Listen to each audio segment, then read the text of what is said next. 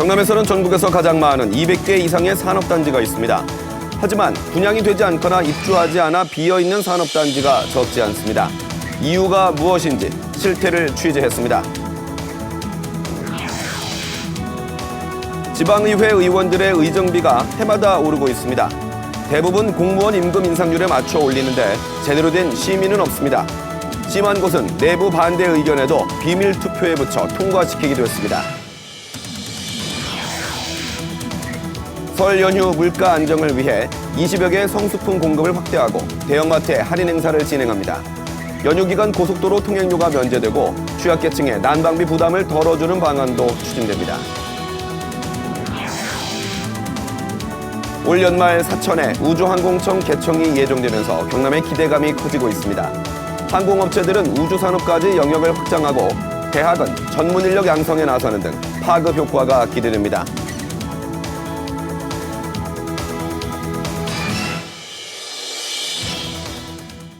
안녕하십니까. 7시 뉴스 시작합니다. 경남에는 전국에서 가장 많은 205개의 산업단지가 있습니다. 하지만 산업단지 미분양률은 전국 17개 광역시도 가운데 4번째로 높은데요. 수백억 원을 들여 만들었지만 비어있는 산업단지의 현장을 최진석 기자가 취재했습니다. 2014년부터 2018년까지 430억 원을 투입해 조성한 함안의 칠북 영동 산업단지입니다. 텅 빈 땅에는 쓰레기만 가득하고 잡풀만 무성하게 자라 있습니다.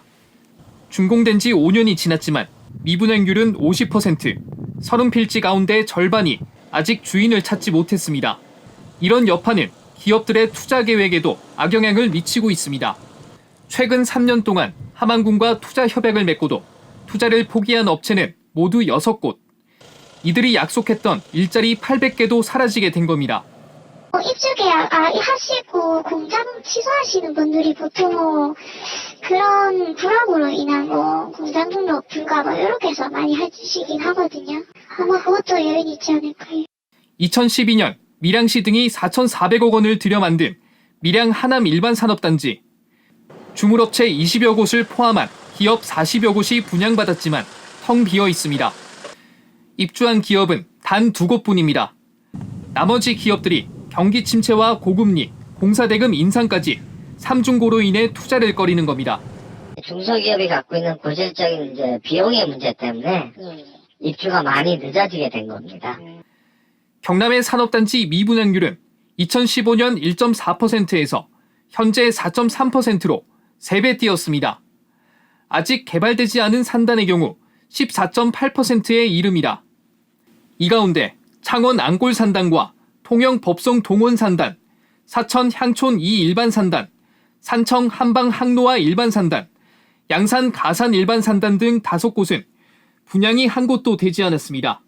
입주 자격 요건이나 용도 변경 같은 것들 통해서 조금 산업단지 개발 계획, 관리 기본 계획을 좀 탄력적으로 운영할 필요가 있어서 좀 수요를 끌어들일 필요가 있고요. 경남의 산업단지는 205개, 전국에서 가장 많습니다. 경상남도는 업종 제한 특례지구 지정과 임대산업용지 전환을 통해 분양률을 올리겠다는 계획이지만 전문가들은 지역 산단 투자 전망은 긍정적이지 않을 것으로 보고 있습니다. KBS 뉴스 최진석입니다. 창원의 한 임대아파트 현장에서 노조와 하도급 업체가 갈등을 빚으면서 한 달 가까이 공사가 중단되고 있는데요. 정부가 건설노조의 불법 행위를 엄단하겠다고 나서면서 마찰은 더 불거지고 있습니다. 김효경 기자의 보도입니다. 내년 5월 준공을 앞둔 300여 가구 규모의 LH 공공임대 아파트 공사 현장입니다. 지방 공사를 마치고 건물을 올리는 철근 공정이 일부 시작됐지만 한 달 가까이 공사는 중단됐습니다. 하도급 업체와 건설노조 간 단체 협상이 결렬되면서 레미콘과 일부 기기 등의 수급이 제대로 되지 않고 있는 겁니다. 공정이 열매까지 쭉 있지 않습니까? 그 부분에 대한 일을 자기들한테 줘라. 그 이후에 레미콘을 배탈금지를 시킨 거예요. 건설노조가 철근은 한 팀당 30명, 타설은 6명 정도의 팀별 채용을 요구하고 나서자 하도급 업체가 건설노조에 소속되지 않은 50여 명을 채용하려고 하면서 갈등이 불거졌습니다. 반장 팀원들 한 팀으로 움직이기 때문에 아무래도 팀원들만 자기하고 관여 없는 팀장 밑에서 일을 하게 되면은 일적인 면에서 충돌도 일어날 수가 있고.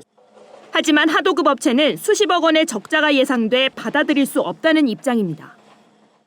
전체 지금 자기들 노조원들로 일을 되게 하겠다는 얘기거든요. 그러면 저희는 수용을 못하죠, 그 부분은. 고용노동부는 건설노조가 채용 절차법을 위반한 것으로 보고 조사에 착수했습니다. 경찰은 건설노조 측이 고의적으로 공사를 지연시켰는지 업무 방해와 담합, 강요 등의 혐의를 수사하고 있습니다. 부산의 한 아파트 건설 현장에서도 건설노조가 다른 단체 건설기계를 쓴다는 이유로 공사장 진입로를 점거한 데 대해 최근 공정거래위원회는 과징금 1억 원과 시정명령을 내렸습니다. KBS 뉴스 김효경입니다.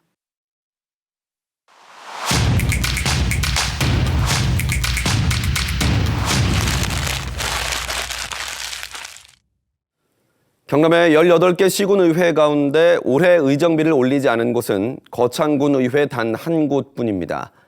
이렇게 올려서 올해 경남의 기초의원들이 받는 의정비 등은 평균 4,385만 원인데요. 경남의 노동자 평균 연봉인 3,580만 원보다 805만 원이 더 많습니다. 왜 의정비를 올려야 하는지 명분도 명확하지가 않고요. 이 무분별한 의정비 인상 실태, 심층기획팀 윤경재 기자가 취재했습니다. 의정비는 의정활동비와 월정수당 두 가지로 나뉩니다. 의정활동비는 연간 1,320만 원으로 경남의 모든 의회가 똑같습니다. 각 의회가 알아서 자체적으로 올릴 수 있는 의정비는 월정수당인데요. 경남 대부분의 의회는 지난해 10월 공무원 임금 인상률에 맞춰 월정수당 1.4% 인상을 결정했습니다. 그런데 남해와 밀양 두 의회만 이를 뛰어넘어 월정수당을 올렸습니다. 남해군 의회의 인상액은 얼마일까?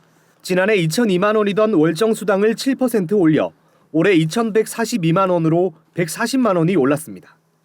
의정활동비를 더해 한 해 3,462만 원의 의정비를 받게 된 겁니다.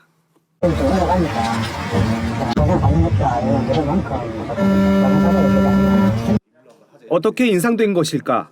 지난해 9월 남해군 의정비 심의위원회 1차 회의록입니다.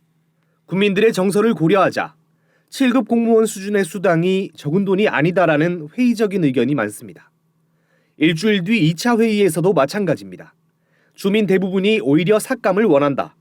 인구 감소와 재정 자립도를 고려하자라는 부정적 의견이 많습니다. 그런데 이어진 투표에서는 상황이 달라집니다. 공무원 임금 인상률 1.4% 초과 인상안에 대한 첫 거수 투표에서는 10명 가운데 4명이 찬성이었는데 제적위원 3분의 2가 동의하지 않았다며 비밀 투표로 바꿔 찬성이 6명으로 많아지고 이어진 2차 비밀 투표에서는 8명이 동의합니다. 다른 군지역 평균 금액에 맞춘다는 명목으로 월정수당 7% 인상에 이른 겁니다. 7% 너무 폭이 좀 넓다 생각을 했는데 인상을 시킨다는 게 안 맞지만은 잘 때는 느낌이 안 있으니까 이제 체크해보고 다른 쉬운 걸 좀 비교를 해보고 안 됐던 사람도 자동적으로 좀 가고. 밀양시 의회의 인상 절차도 들여다봤습니다. 두 차례 열린 회의록을 보면 역시 재정 자립도와 여론 등을 살피자는 의견이 적지 않았는데도 단 한 차례 표결을 거쳐 공무원 임금 인상률을 넘는 5% 인상을 결정했습니다. 경남에서는 거창군 의회만 임기 4년 동안 동결을 결정했습니다. 경제도 힘들고 또 우리 소상공인들도 어렵게 이렇게 생활하고 있는데 국민들이 바라보는 시선이 곱지 않을 것 같아서 그만 4년간 동결했습니다. 나머지 15개 시군의회들은 공무원 임금 인상률 1.4%를 적용해 월정수당을 올렸는데 이들의 심의 역시 관행적일 뿐 제대로 된 인상 요인 평가는 없었습니다. 2014년과 비교해봐도 경남 12개 기초의회의 월정수당이 두 자릿수 인상률을 기록했고 이 가운데 7개 기초의회는 20% 넘게 인상됐습니다. 올해 경남의 18개 기초의회 평균 의정비는 3,855만 원, 여기에 평균 국외 연수비 350만 원과 역량개발비 180만 원을 더하면 한 해 4,385만 원을 받습니다. 2020년 기준 경남 노동자 평균 연봉 3,580만 원보다 805만 원이 많습니다. 의정비 심의와 영리성 겸직 제한을 강화해야 한다는 목소리가 나오는 이유입니다. KBS 뉴스 윤경재입니다. 정부와 여당이 2주 남짓 남은 설 연휴를 앞두고 오늘 국회에서 물가 안정 대책을 논의했습니다. 대형마트의 경우 최대 50% 할인 행사를 진행하고 연휴 기간 고속도로 통행료가 면제됩니다. 취약계층의 난방비 부담을 덜어주는 방안 등도 추진됩니다. 홍진아 기자입니다. 정부와 국민의힘은 지난해에 이은 경기 침체 여파로 설 연휴 서민 체감 물가가 더욱 높아질 우려가 있다고 지적했습니다. 이른 설 연휴를 앞두고 성수품 수요까지 확대되면서 물가 상방 압력이 더욱 가중될 우려도 있습니다. 이에 따라 당정은 설 연휴 전 배추와 닭고기 등 16개 성수품을 20만 톤 규모로 공급하기로 했습니다. 역대 최대 규모입니다. 또 286억 원 상당의 농축수산물 할인 쿠폰을 지원하고 유통업체 할인 노력을 통해 장바구니 부담도 최소화하기로 했습니다. 온누리 상품권은 지난해보다 5천억 원 늘어난 4조 원 규모로 발행되며 모바일 카드형도 신설됩니다. 협의회에 참석한 대형마트 측 관계자도 설 성수품을 30%에서 최대 50%까지 할인하겠다는 의사를 밝혔습니다. 납품 대금 선지급 등 저희 중소협력업체들의 도움이 될 수 있는 일들은 저희가 적극적으로 지원을 해드릴 것입니다. 에너지 취약계층 118만 가구에 대한 지원책도 나왔습니다. 난방비 절감을 위해 전기, 가스요금을 할인해주고 에너지 바우처 지급액을 인상해 연료비 부담을 덜어주기로 했습니다. 설 연휴 기간 전국 고속도로 통행료가 면제되고 지자체, 공공기관 주차장도 무료로 개방할 계획입니다. 다만 설 연휴 실내 마스크 착용 의무 해제 여부에 대해서는 뚜렷한 언급이 없었습니다. 정부는 이 같은 논의 내용을 반영해 내일 범부처 합동으로 보다 구체적인 지원 규모와 내용을 밝힐 계획입니다. KBS 뉴스 홍진아입니다. 정부가 반도체 등 국가 전략 기술에 대한 투자 세액 공제율을 올리는 법안을 추진합니다. 대기업의 경우 공제율을 기존 8%에서 15%로 2배 가까이 올리기로 했습니다. 보도에 이세중 기자입니다. 앞으로 반도체 시설에 투자하는 대기업과 중견기업은 투자액 중 15%에 해당하는 액수만큼 세금 혜택을 받게 될 전망입니다. 정부는 이 같은 내용이 담긴 반도체 투자 세제 지원 강화 방안을 추진한다고 밝혔습니다. 대기업과 중견기업이 반도체와 백신, 2차 전지 같은 국가 전략 기술 생산 시설에 투자하는 경우 세액 공제율이 8%에서 15%로 2배 가까이 상향 조정되는 겁니다. 중소기업은 기존 16%에서 25%로 9%포인트 상향하기로 했습니다. 이와 별도로 모든 투자 증가분에 대한 투자 세액 공제율도 올해에 한해 10%로 상향 조정해줍니다. 투자 증가분까지 합치면 대기업과 중견기업은 최대 25%, 중소기업은 35%까지 세금을 감면받을 것으로 정부는 판단하고 있습니다. 또 국가 전략 기술이 아닌 경우에도 세제 혜택을 주기로 했습니다. 우선 일반 기술의 경우 현재보다 모두 2%포인트, 신성장 원천 기술은 기업 규모에 따라 3에서 6%포인트씩 올리기로 했습니다. 정부는 반도체 등 경제 안보적 가치가 큰 전략 품목에 대한 전폭적 지원이 시급한 상황이라고 추진 배경을 설명했습니다. 다만 지난달 이미 대기업의 국가 전략 기술 시설에 대한 투자 세액 공제율을 기존 6%에서 8%로 올리는 법안이 국회를 통과했습니다. 당시 세제 혜택이 적다는 지적에 대해 기재부는 충분한 수준이라고 반박했지만 열흘 만에 입장을 바꿔 추가 상향 방안을 마련한 겁니다. 정부는 이로 인해 내년 세수가 3조 6,500억 원, 이후에도 1조 3,700억 원 감소할 것으로 보고 있습니다. 정부는 이달 안에 법안을 마련해 최대한 빨리 개정안 통과를 추진한다는 방침입니다. KBS 뉴스 이세중입니다. 공정거래위원회가 미국의 전기차 제조 회사인 테슬라에 대해 시정명령과 함께 28억여 원의 과징금을 부과하기로 했습니다. 날씨 같은 여러 가지 변수를 고려하지 않고 주행거리나 충전 성능 등을 과장 광고했다는 게 공정위의 판단입니다. 이승훈 기자의 보도입니다. 테슬라의 전기차 광고입니다. 한 번 주행으로 528km 이상 주행이 가능하다고 돼 있습니다. 공정거래위원회는 이 광고가 차량 성능을 과장한 부당 광고에 해당한다고 판단했습니다. 광고된 주행거리는 상온이나 도심운행에서만 가능한 최대 주행거리임에도 불구하고 모든 조건에서 그 이상 달릴 수 있는 것처럼 알렸다는 겁니다. 특히 저온에서는 주행거리가 광고에 크게 못 미쳤다고 공정위는 설명했습니다. 충전 시설의 종류 등을 밝히지 않고 15분이나 30분 충전에 수백 킬로미터를 달릴 수 있다고 광고한 것. 또 연료비 절감액을 실제보다 부풀린 것도 소비자를 오인하게 하는 부당 광고라고 밝혔습니다. 일반 소비자들은 전기자동차의 성능이나 충전 관련 정보를 알기 어려워 주행 가는 거리 등이 광고 내용과 같이 실생활에서도 충분히 달성할 수 있다고 오인할 가능성이 높아 공정위는 또 테슬라가 주문을 취소한 소비자에게 10만 원의 위약금을 물린 것과 온라인으로 주문을 취소할 수 없도록 한 조치에 대해서도 시정명령을 내리기로 했습니다. 공정위는 테슬라에 대해 표시광고법과 전자상거래법 위반 혐의 등을 적용해 과징금 28억여 원과 100만 원의 과태료를 부과하기로 했습니다. KBS 뉴스 이승훈입니다.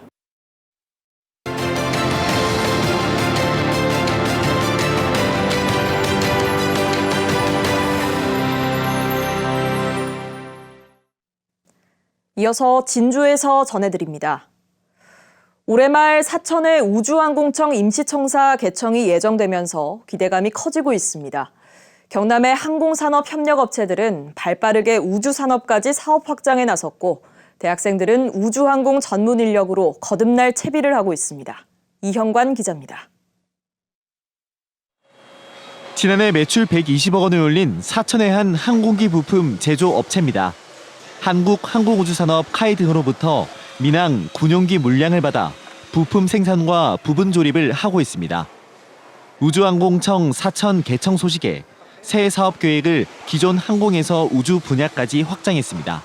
국가가 좀 더 주도적으로, 좀 더 적극적으로 항공산업 발전에 기여하지 않겠나. 그러면은 저희들 협력업체 입장에서도 많은 일감이 생길 거라고 기대를 하고 있습니다. 청년들도 우주항공 분야 전문 인력 교육 과정에 뛰어들고 있습니다. 올해 경상국립대학교 우주항공 관련 석박사 과정에 지원한 학생은 모두 28명. 지난해 같은 기간보다 1.5배 넘게 늘었습니다. 우주항공 분야 취업과 창업이 활발해질 것이라는 전망 때문입니다.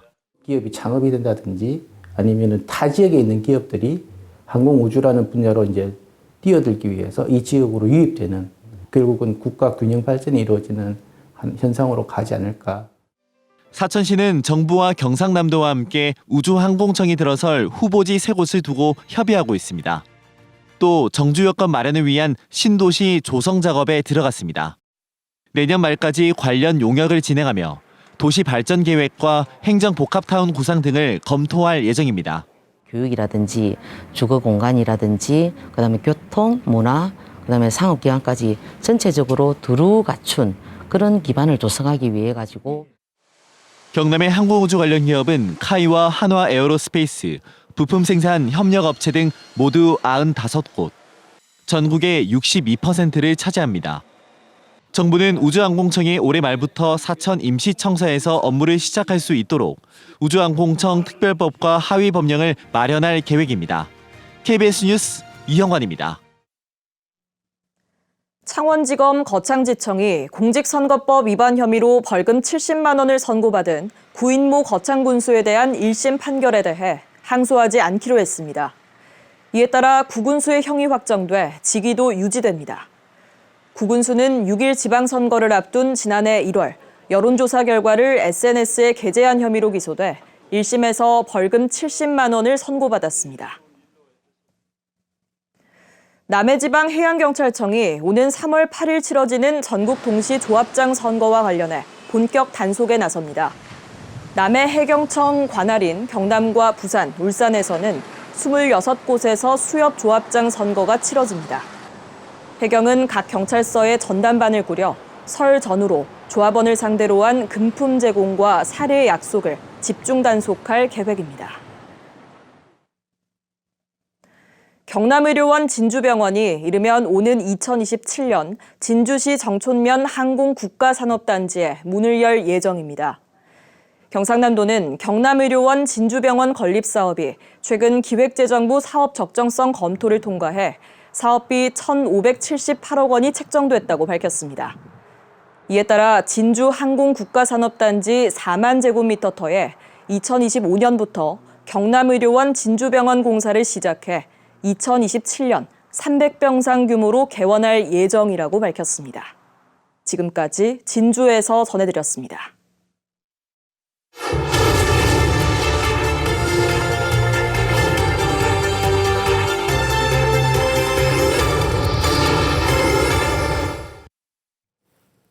조 바이든 미국 대통령이 한국과 공동 핵 연습을 논의하고 있지 않다는 입장을 밝혔습니다. 한국은 핵 보유국이 아니기 때문이라며 대신 다양한 시나리오에 대한 공동 대응을 모색하고 있다는 게 미 백악관의 설명입니다. 워싱턴에서 김기현 특파원입니다. 휴가를 마친 조 바이든 미국 대통령이 백악관에 복귀하는 길에 기자들과 만났습니다. 새해 첫 공식 행보와 관련된 문답 직후 한미 양측이 공동 핵 연습을 논의 중이냐는 질문이 나왔습니다.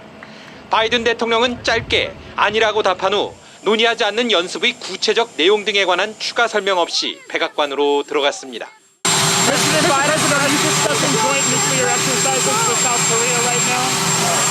해당 질문은 윤석열 대통령이 조선일보 인터뷰에서 실효적 확장 억제를 위해 미국과 핵에 대한 공동 기획, 공동 연습 개념을 논의하고 있다고 밝힌 것과 관련됐다는 관측입니다.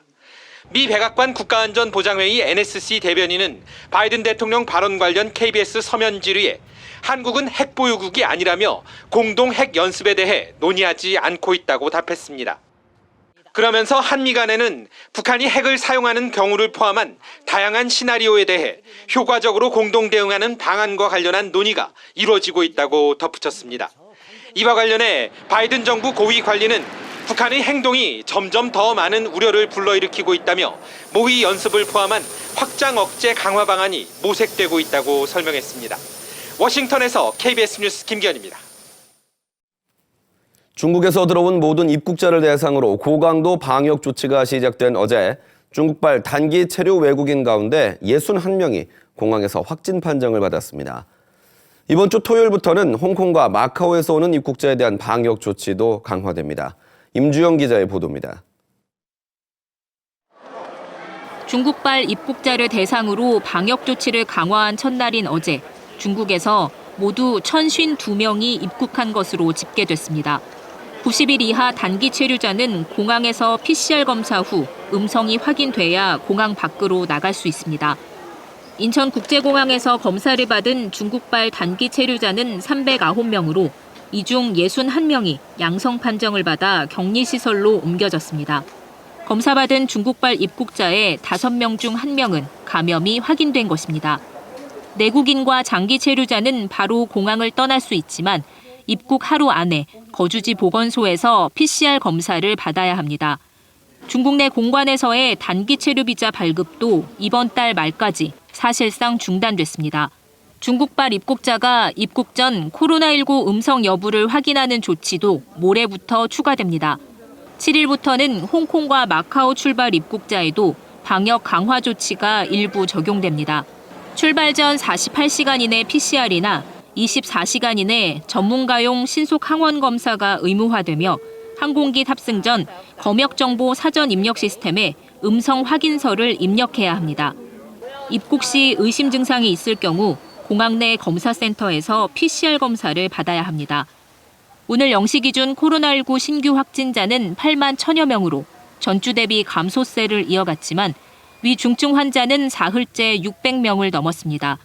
방역당국은 미국에서 빠르게 확산 중인 XBB 1.5 변이도 지난달 국내에서 처음 발견됐다며 지금까지 13건이 검출됐다고 밝혔습니다.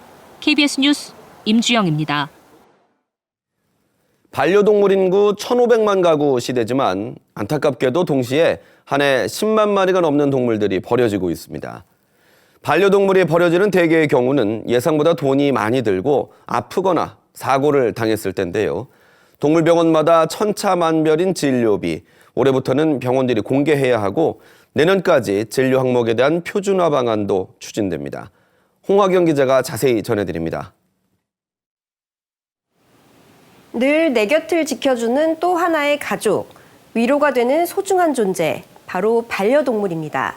반려동물 인구는 1,500만 가구를 넘어섰는데요. 하지만 안타깝게도 한 해 12만 마리가 버려진 것으로 추정됩니다. 무슨 이유 때문일까요? 이 여성은 반려견 2마리를 키웁니다. 나이가 들거나 질병이 있는 유기견을 입양했는데 비용이 부담입니다. 예기치 못한 이제 지출들이 많이 발생을 하게 되고 그러다 보니까 조금 그런 부분들이 장애물로 적용을 하게 되는 것 같고요. 정부의 한 조사를 보면 반려동물을 키우는 4명 가운데 1명이 양육 포기를 고민한 적이 있다고 답했는데요. 그 이유로 물건 훼손이나 짖음 등 행동 문제가 가장 컸고 예상보다 돈이 많이 든다, 질병에 걸리거나 사고를 당했다 등의 순위였습니다. 이런 유기를 막으려고 2014년부터 반려동물 등록제가 시행됐는데요. 태어난 지 2달 이상 된 반려견을 지자체에 등록하지 않으면 과태료 부과 대상이 됩니다. 하지만 반려견은 추적이 되지 않다 보니 견주 자율에 맡길 수밖에 없어 등록률은 절반 수준에 그치고 있습니다. 과태료 처분 사례도 없다시피 합니다. 몸에 칩을 심는 방식이 불편하다는 이유 때문인데요. 정부는 대신 코주름 같은 생체 정보를 활용하는 등록 절차 간소화 방안을 검토 중이지만 그 효과는 미지수입니다.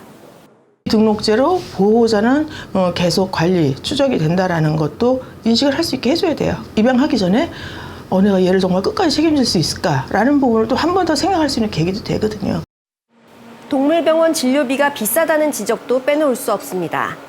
병원마다 가격차가 커서 부르는 게 값이란 얘기까지 나오는데요.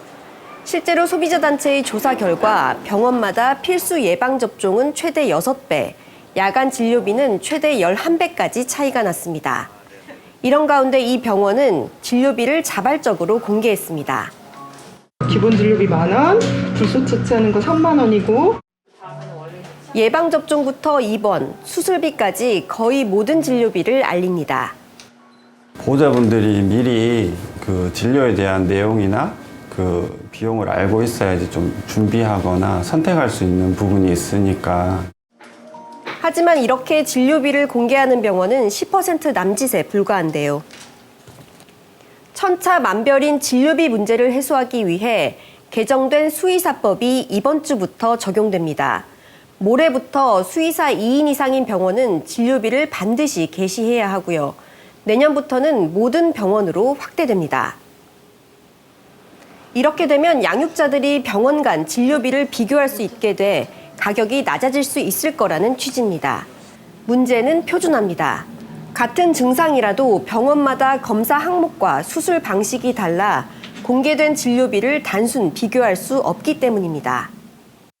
개, 고양이, 토끼, 기니픽 이런 수십 종의 동물들을 치료를 하잖아요. 개 한 종만 해도 1kg 미만의 진짜 작은 애들부터 50kg 넘는 큰 애들도 있고. 정부는 일단 주요 진료 항목 100개를 골라 내년까지 표준화를 추진하고 있는데요. 표준화가 이뤄지면 그나마 진료비 부담을 덜어줄 펫보험 상품도 활성화될 수 있을 것으로 기대됩니다. 일본이 지금 한 9에서 10%, 보험 시장만 7천억 원 이상 시장이 형성되어 있고요. 질병 코드랑 항목이 표준화가 완벽하게 돼야 되는 거죠. 정부는 더 나아가 진료비를 일률적으로 적용하는 수가제 도입을 위한 연구 용역도 의뢰할 계획이지만 실제 도입까지는 적지 않은 시간이 걸릴 것으로 보입니다. KBS 뉴스 홍화경입니다.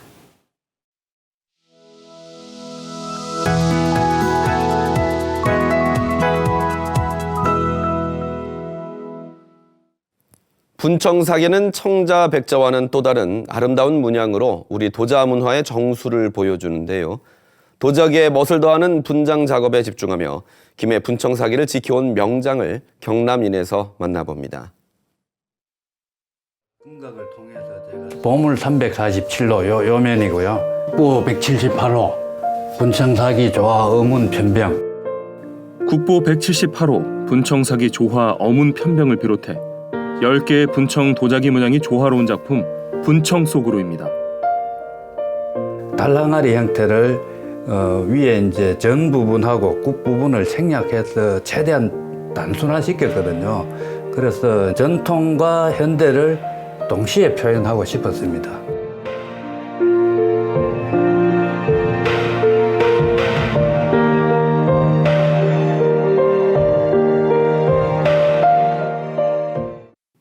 물레질 끝에 도자기가 반듯한 모습을 드러냅니다. 건조 후 분장토를 입히고 나면 분장 작업이 시작되는데요.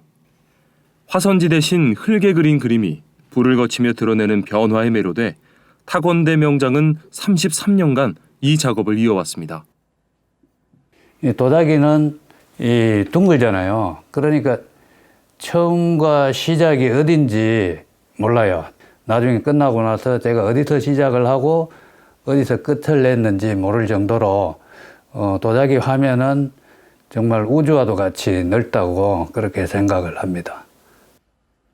분청의 조화기법으로 그린 그림을 조각도로 긁어내면 음각의 문양이 양각으로 변하면서 생동감과 입체감이 살아납니다. 상감기법으로 보리 문양을, 또 여백을 긁어내는 박지기법으로 백학도를 그리는가 하면 흙을 덧붙여 다양한 분청기법으로 천마도를 표현했습니다. 매끈한 백자에 거친 흙을 붙여 철화기법으로 나무를 그린 도자기인데요. 전통을 응용하면서 더 특별한 작품이 나왔습니다. 거친 태토에 고운 백토를 발라서 장식하는 것이 이제 분청의 가장 큰 특징입니다. 그런데 저는 이런 기법을 반대로 적용을 해서 고운 백자토에 거친 사토질의 그 분청토 재질 비슷한 것을 이렇게 이제 표현을 해서 반대로 이렇게 고려청자의 양각기법과 분청사기의 분장기법을 한 작품에 담는 등 찬란했던 전통을 조명하면서 대중화 작업도 열심입니다. 이런 노력 끝에 나온 술잔은 가야 시대 방울잔을 재해석한 겁니다.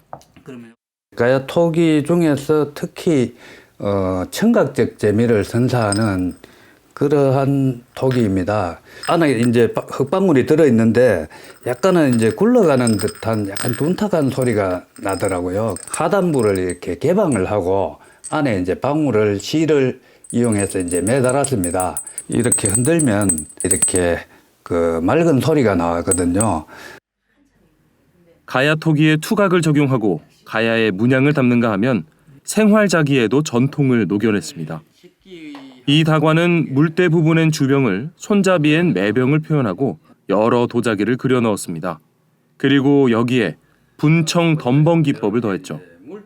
이제 묽게 풀어서 기물을 담갔다가 건질 적에 덤벙 소리가 난다고 해가지고 덤벙 기법이라고 하거든요. 그렇게 해서 전통 기법을 적용해서 만든 다관입니다.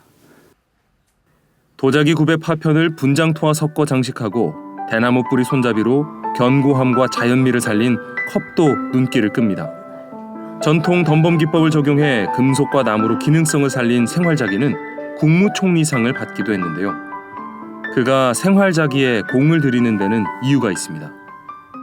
나름대로 이제 새로운 기법이나 아니면 새로운 그 생활자기를 그 개발하기 위해서 하는 취지가 있기 때문에 이것은 작품성과 동시에 이제 실용성을 갖추기 위해서 시간을 거슬러 가야의 토기와 조선의 분청 사기가 만났습니다.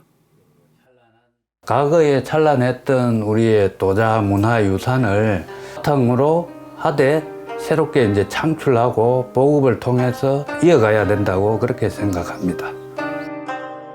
전통에 새로움을 더하며 어제와 오늘을 연결하는 도공이 아름다운 분청을 더욱 빛내고 있습니다.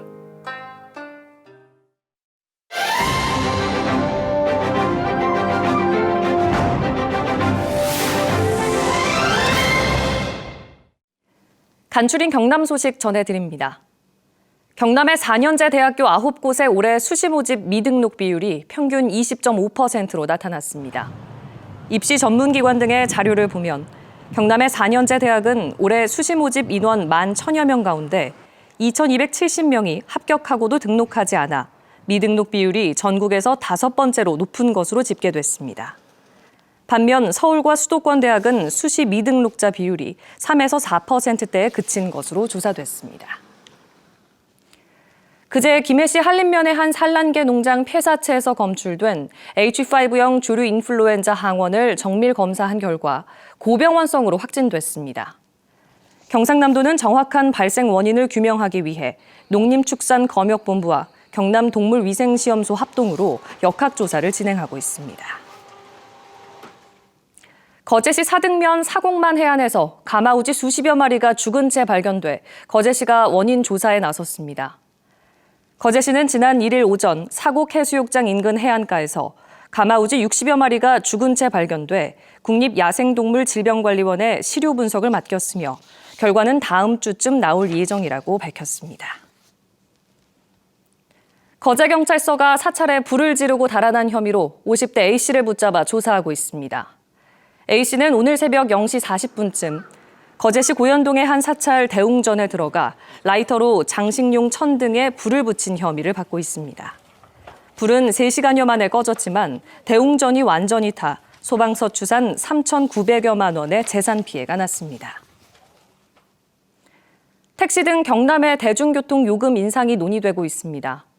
경상남도는 이달 경남도 소비자실무위원회 등 심의 절차를 거쳐 다음 달 택시요금 인상폭과 적용 시기를 확정할 예정입니다.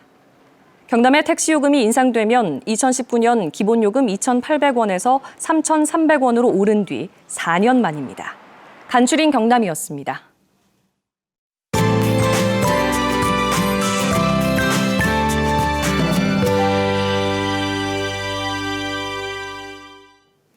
수요일째 비가 내리지 않으며 대기가 바짝 메말라 있습니다. 오늘 오전 건조특보가 내려진 지역이 더 늘어났고요.